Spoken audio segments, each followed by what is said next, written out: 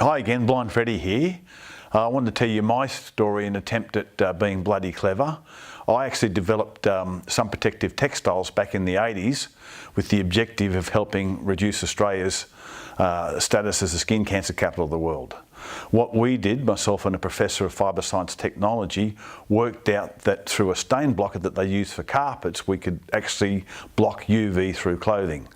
The shirt that I'm wearing is synthetic polyester, and it naturally blocks UV and would have an SPF rating, an on-skin rating like a sunscreen, of about a 40.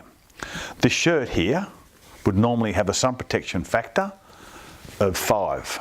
What we were able to do, and this is natural fibre, cotton, what we were able to do is treat this and take this to a 50+, offering maximum sun protection with a reactive dye stuff. So in summary, synthetic, high sun protection, but makes you hot.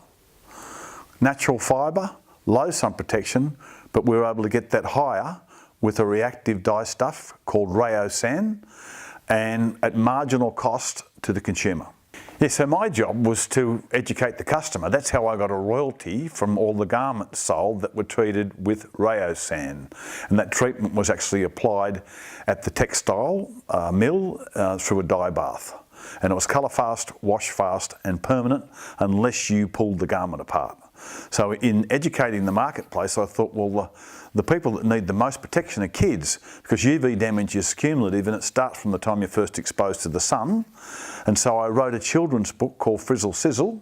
And Frizzle Sizzle, I was able to get Ashton Scholastics to publish it, 20,000, but I was able to convince the Queensland government to put it into schools, and they took 90,000 copies.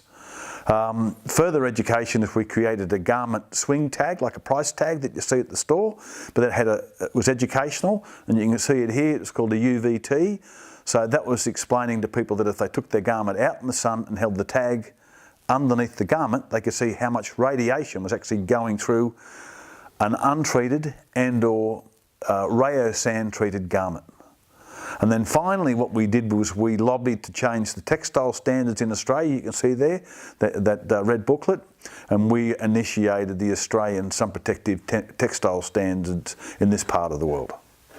So what do you think? Bloody clever, eh? You can find this story and other bloody clever stories, and/or send your stories to stories@bloodyclever.com.au. Thanks.